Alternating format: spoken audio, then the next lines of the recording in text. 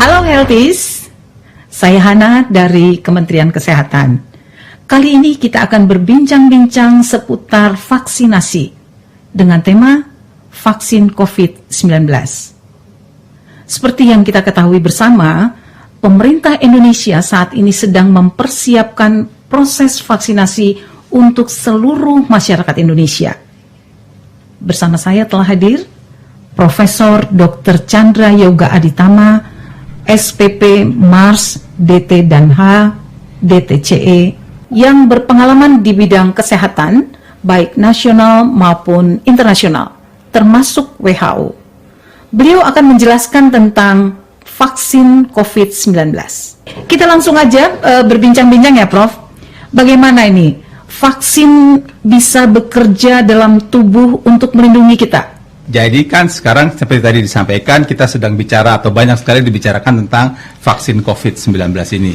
Kita tahu COVID-19 ini sudah ada di dunia sejak Desember 2019 dan sudah banyak upaya yang dilakukan sebenarnya, tetapi memang dunia belum dapat mengendalikan penyakit ini secara baik, begitu katakanlah. Karena itulah mulai diperkenalkan vaksin untuk mencegah penyakit itu terjadi. Kenapa saya bilang mencegah? Karena vaksin memang tujuannya untuk mencegah, bukan untuk mengobati. Jadi kalau pertanyaan Hana tadi bagaimana vaksin itu bekerja, sebenarnya kita ini semua manusia itu oleh Tuhan sudah diberikan mekanisme yang sangat baik begitu ya. Kalau ada virus penyebab penyakit, misalnya virus penyebab COVID ini masuk ke dalam tubuh manusia, maka tubuh manusia akan membentuk pertahanan, namanya antibodi.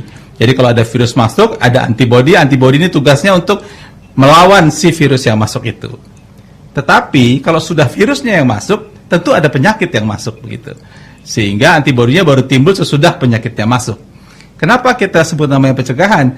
Karena vaksin ini adalah bagian dari virus. Jadi virus itu diolah sedemikian rupa, sudah tidak berbahaya lagi bagi manusia, atau hanya sebagian kecil dari virus itu yang diambil secara laboratorium, kemudian bagian dari virus itu dimasukkan ke dalam manusia sebagai vaksin, sementara manusia melihatnya, oh ini virus nih, jadi antibodi sudah dibuat. Karena ada vaksin, antibodi dibuat, begitu ya. Sehingga sebelum penyakitnya datang, antibodi kekebalan sudah ada. Kalau nanti belakangan ada penyakitnya masuk, maka si antibodi ini bekerja untuk melawan penyakit itu. Jadi kita sudah punya kekebalan sebelum virus penyakitnya masuk ke dalam tubuh manusia. Itulah prinsip dasar vaksin secara umum, itulah juga prinsip dasar vaksin virus COVID-19. Begitu kita perlu divaksin dong ini semua ya, Prof ya? Memang vaksin itu perlu untuk mencegah penyakit gitu ya, supaya kita punya kekebalan, kita punya antibodi terhadap penyakit yang akan masuk. Tentu saja vaksinnya harus vaksin yang terjaga mutunya, keamanannya, efektivitasnya, sehingga antibodi yang terbentuk betul-betul cocok untuk menangani virus yang akan masuk. Oke, kalau begitu bagaimana Prof kita mengetahui vaksin yang akan digunakan itu aman dan efektif? Ya, betul sekali. Jadi sebenarnya ada banyak faktor. Ada faktor aman, ada faktor efektif, ada faktor cara pembuatan yang baik, ada macam-macam caranya. Tapi kita bicara soal aman dan efektif saja, karena itu dua hal yang paling umum sebenarnya ya. Nah, saya kira semua pendengar sudah tahu, kita baca juga, kita lihat di media bagaimana ada uji meneliti vaksin itu. Dan uji meneliti vaksin itu bukan persoalan yang sederhana, itu uji yang sangat teliti, sangat rumit, dan membutuhkan ketelitian yang sangat tinggi, dan ada banyak tahapnya. Uji tahap pertama adalah uji preklinik, ini uji di laboratorium pada binatang percobaan. Kalau lulus uji preklinik, baru masuk ke uji klinik yang dilakukan pada manusia. Uji klinik pada manusia pun bukan cuma satu, ada uji klinik fase 1, ada uji klinik fase 2, ada uji klinik fase 3. Jadi memang tahapnya, semua tahap harus dilalui, dan keamanan dan efektivitas dinilai dari semua tahap itu. Kalau sudah lulus tahap yang pertama, naik ke tahap kedua, artinya di tahap itu oke buat aman dan efektif, naik lagi ke tahap berikutnya oke buat aman dan efektif, naik lagi ke tahap berikutnya oke buat aman dan efektif. Sesudah nanti selesai uji klinik fase 3, maka keluarlah angka keamanan dan keefektivitas vaksin itu.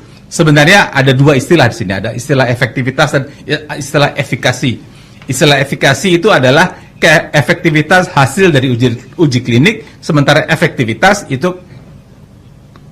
efektivitas beneran di masyarakat. Tapi oke lah, secara umum kita bilang aman dan efektif.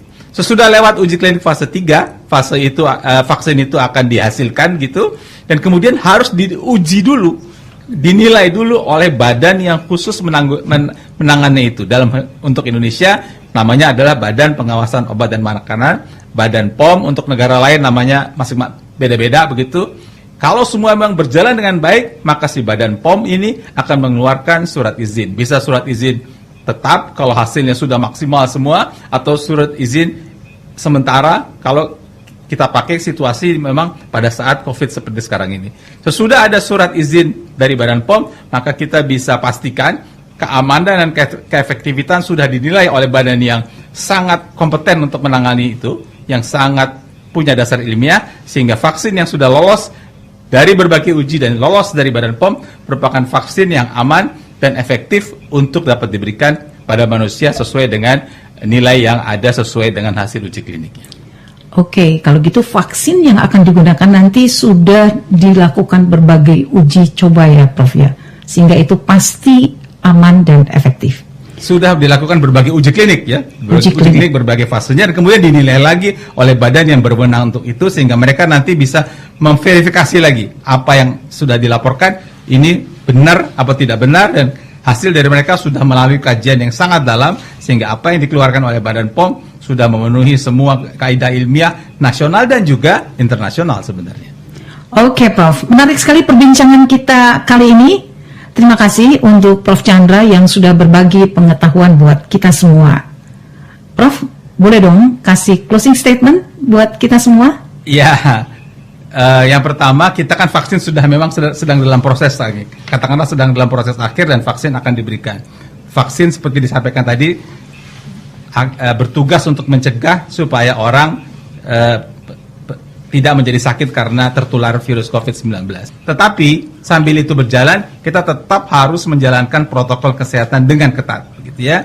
Jadi 3M itu tetap harus dijaga, menjaga jarak, mencuci tangan, memakai masker. Bisa juga ditambah dengan beberapa MM yang lain. Contohnya menjaga cara memberi salam dengan benar. Contohnya melakukan olahraga yang teratur. Contohnya juga memakan makanan yang bergizi atau melakukan pola hidup bersih dan sehat. Jadi dengan semua itu kita melakukan proteksi bagi diri sendiri untuk menghadapi situasi pandemi COVID-19 sambil juga vaksin nanti akan bekerja. Oke. Terima kasih Prof. Terima kasih Hana. Sampai jumpa di lain kesempatan. Terima kasih. Saya Hana, sampai jumpa.